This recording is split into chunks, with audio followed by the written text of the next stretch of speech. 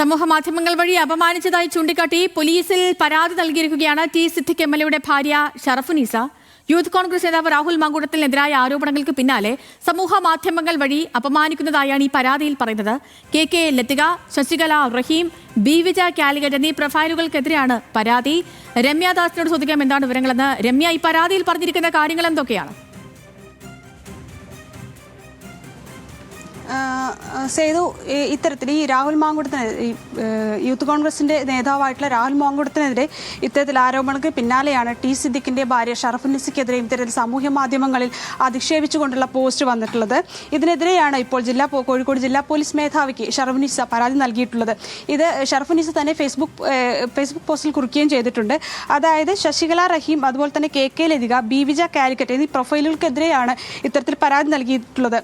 അതായത് താനും മകനും എന്ത് തെറ്റാണ് ചെയ്തിട്ടുള്ളത് എന്ന് തുടങ്ങുന്ന രീതിയിൽ തന്നെയാണ് ഈ ഫേസ്ബുക്ക് പോസ്റ്റ്. ഞാനും എൻ്റെ കുടുംബവും ഏത് രാഷ്ട്രീയ വിവാദങ്ങളിലേക്കാണ് വലിച്ചിഴക്കുന്നത്, എന്തിനാണ് ഇത്തരം വിവാദങ്ങളിലേക്ക് തന്നെയും കുടുംബത്തെയും വലിച്ചിഴക്കുന്നത്? തനിക്ക് കുടുംബത്തിനും ഇത്തരത്തിലൊരു രാഷ്ട്രീയമില്ല, താൻ രാഷ്ട്രീയ രംഗത്ത് നിൽക്കുന്ന ആളുമല്ല, തൻ്റെ പങ്കാളി മാത്രമാണ് ഇത്തരത്തിൽ രാഷ്ട്രീയ പ്രവർത്തനം നടത്തുന്നത്. എന്നാൽ ഇത്തരത്തിൽ തന്നെയും തൻ്റെ കുടുംബത്തെയും എന്തിനാണ് ഇത്തരത്തിലൊരു ആരോപണങ്ങളിലേക്ക് വലിച്ചിഴക്കുന്നത് തുടങ്ങി ചോദിച്ചുകൊണ്ടാണ് ഇത്തരത്തിൽ ഈ ഫേസ്ബുക്ക് പോസ്റ്റ് തുടങ്ങുന്നത്.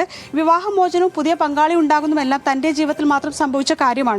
യോജിക്കാൻ കഴിയാത്ത വരുന്ന സാഹചര്യത്തിൽ ഈ ബന്ധം വേർപ്പെടുന്നതും പിരിയുന്നതും പുതിയൊരു കാര്യമല്ല തുടങ്ങിയ രീതിയിൽ തന്നെയാണ് ഷറഫുന്നീസ ചോദിച്ചു വയ്ക്കുന്നത്.